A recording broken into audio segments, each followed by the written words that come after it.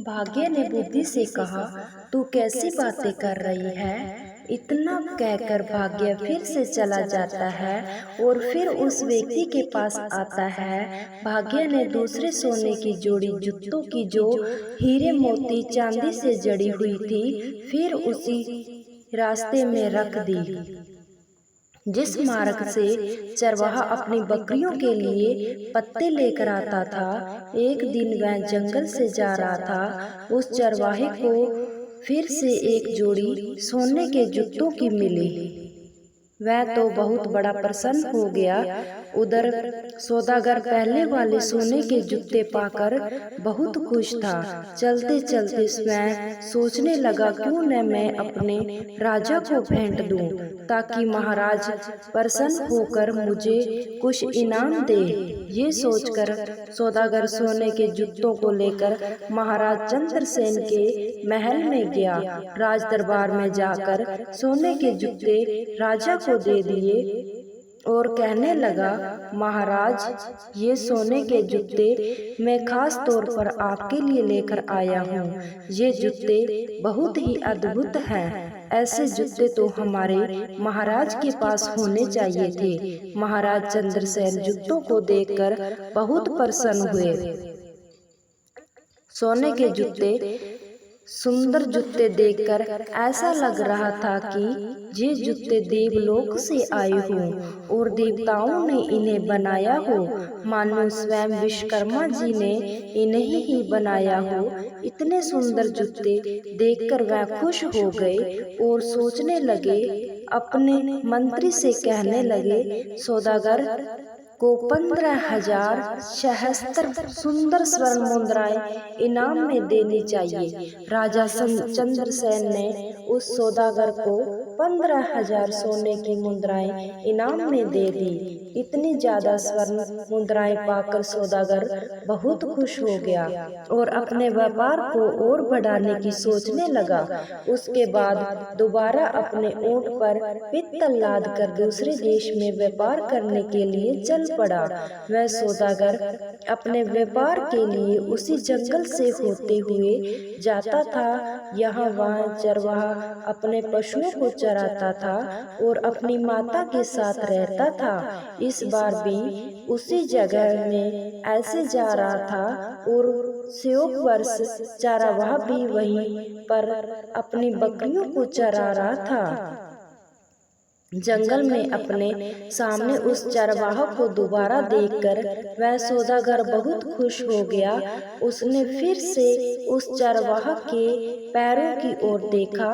उसके पैरों में दूसरी जोड़ी स्वर्ण जूतों की पैरों की देखकर उसने सोचा, इसके पास तो और सोने के जूते आ गए। न जाने कहां से ऐसे जूते लेकर आता है।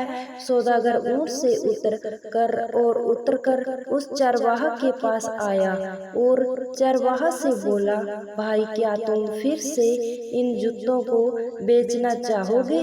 चरवाहा की तो जैसे मन चाहा मुराद पूरी हो गई हो। वह बोला, हाँ हाँ, जरूर बेच दूंगा, लेकिन इस बार आपको बदले में मुझे एक बोरी चने की देनी होगी। सौदागर भी खुश हो गया और बोला, हाँ हाँ, ठीक है, मैं एक बोरी चने की दे दूंगा। चरवाहा ने एक शर्त और भी रख दी। वह बोला, चने भुने हुए होने चाहिए। सौदागर ने उसकी ये भी बात मान ली। एक बोरी चने भुने हुए एक बोरी दे दी। उससे सोने की जोड़ी जूते को लेकर भी आगे चला गया। अब सौदागर के मन में ये विचार आने लगा, पहले एक जोड़ी जूते मैंने महाराज को भेंट किए थे, उसके बदले में महाराज ने मुझे 15,000 सोने की मुद्राएं भी दी थी और अब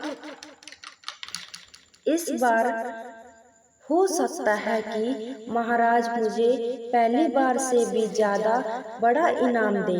मैं उनको भी महाराज की सेवा में लेकर जाता हूँ। वह इस बार भी हीरे जवाहरात रत्न में जड़े सोने के जूतों को लेकर राजा चंद्रसेन के दरबार में पहुँच गया। सौदागर राजा से बोला, महाराज मैं आपके लिए हर बार कोई न कोई विचित्र वस्तु लाता ही रहता हूँ।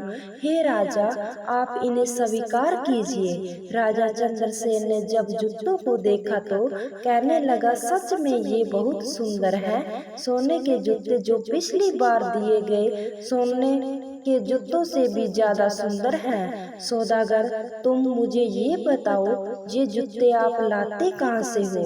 तुम्हें ये जूते देता कौन है? अब सौदागर क्या बोलता। जब सौदागर को कुछ समझ ही नहीं आया कि राजा को क्या जवाब दूं, तो कुछ सोच विचार कर उसे झूठ बोलना ही ठीक समझा और बोला, महाराज पश्चिम बंगाल में जो देश में एक सम्राट है, सम्राट में यहाँ अपने पीतल का व्यापार करने जाता तो वह इनाम में मुझे ऐसे जूते दे देते हैं। उन्होंने मुझे तो 2 बार सोने के जूते दिए तो मैंने 2 बार ही आपकी सेवा में अर्पित कर दिए। ये सुनकर राजा सौदागर से बोला, सौदागर, क्या उस राजा का कोई पुत्र है? सौदागर ने फिर से झूठ बोल दिया। उसने कहा, नहीं महाराज, अभी तो वह सम्राट खुद ही कुंवारा है, उनका विवाह ही नहीं हुआ। ये सुनकर राजा चंद्रसेन बोले, ठीक है सौदागर, हमारी बहुत सुंदर पुत्री है, तुम उस सम्राट से जाकर मिलो और उनसे पूछो क्या हम अपनी पुत्री का विवाह उनसे करना चाहते हैं, क्या उन्हें मंजूर है? राजा की बात सुनकर सौदागर सोचने लगा, अब तो मैं और फंस गया। मैं तो ये जूते किसी राजा से ही नहीं बल्कि मैं तो चरवाहा से लेकर आता हूँ, लेकिन अब तो मैं झूठ बोल चुका हूँ और अब मेरा क्या होगा? मैं तो अपने ही बोले गए झूठ में फंस चुका हूँ। राजा ने सौदागर को आदेश दिया, सौदागर उस राजा के पास जाओ और किसी भी तरह उसे तैयार करके आओ कि वह हमारी पुत्री से विवाह करे।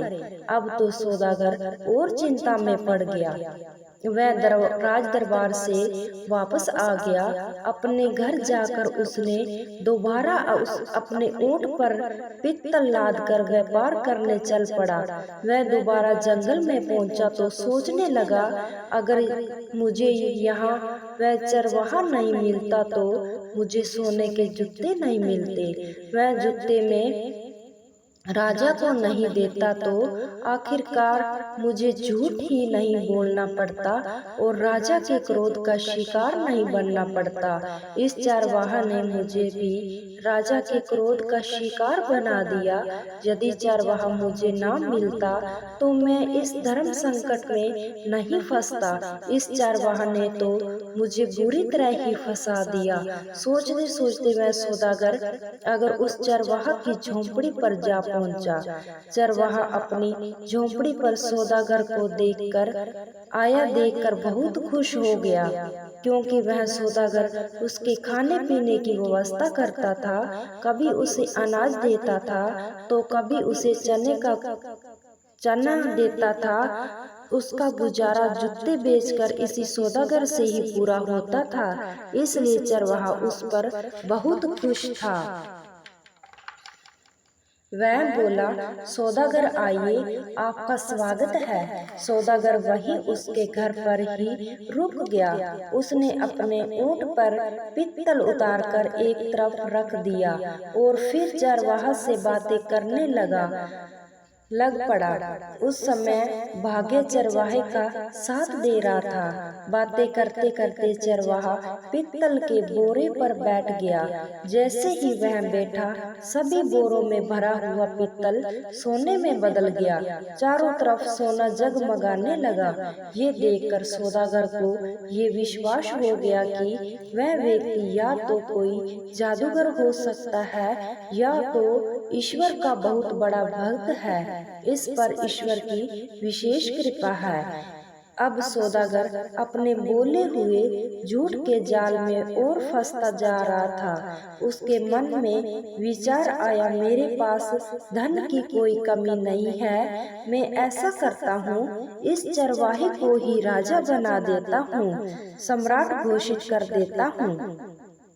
मेरे पास धन और सोने की तो कमी ही नहीं है। मैं इसके लिए यहाँ जंगल में बहुत बड़ा किला बनवा देता हूँ, दुर्ग बनवा देता हूँ। दुर्ग का मालिक इसे ही बनवा दूंगा और मैं इसका मंत्री बन जाऊंगा। यहाँ के जो जहागीरदार हैं उनसे मैं बहुत सारी जमीन खरीद लूंगा। इसे महीने के 2 महीने के बाद राजा के पास जाऊंगा और बताऊंगा कि यही सम्राट है। अब सौदागर षड्यंत्र रचने लगा।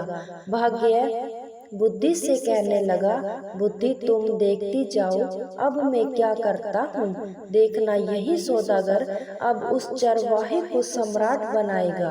बुद्धि ने फिर से भाग्य से कहा, कहीं ऐसा ना हो राजा बनते बनते ही ये मर ही न जाए, क्योंकि इस समय इसके पास बुद्धि नहीं है। जब ये बात भाग्य ने सुनी तो ये बोला, बुद्धि तुम इतना घमंड मत करो, तुम अपना ज्यादा दिमाग मत लगाओ, ये सम्राट अवश्य ही बनेगा। दूसरी ओर सौदागर चरवाहे से कहने लगा, चरवाहे मैं तुम्हें यही का सम्राट बना देता हूँ, तुम्हारे रहने के लिए एक बड़ा महल भी बनवाऊंगा। सौदागर के पास क्योंकि सौदागर के पास बुद्धि थी तो उसका साथ बुद्धि दे रही थी, लेकिन बुद्धि में चरवाहा और उसकी माता का साथ छोड़ दिया था। चरवाहे सौदागर से बोला, भाई ठीक है, तुम्हें जो ठीक लगे वह करो। ये एक बात है, मेरी इन बकरियों को मत छोड़ो। मेरी बकरियों को तो हमेशा मैं अपने पास ही रखूंगा। चरवाहे में बुद्धि तो थी ही नहीं, कितना बड़ा मूर्ख है वह। उसकी बात सुनकर सौदागर सोचने लगा कि ये कितना बड़ा मूर्ख है। मैं इसे राजा बनाने का सोच रहा हूँ और इसे अपनी बकरियों की पड़ी है, ये कैसी बातें कर रहा है। फिर उसे राजा बनने का डर सता रहा था। राजा ने कहा कि तुम्हें उस सम्राट से मिलकर आना है और मेरी पुत्री का विवाह उससे ही करवाना है।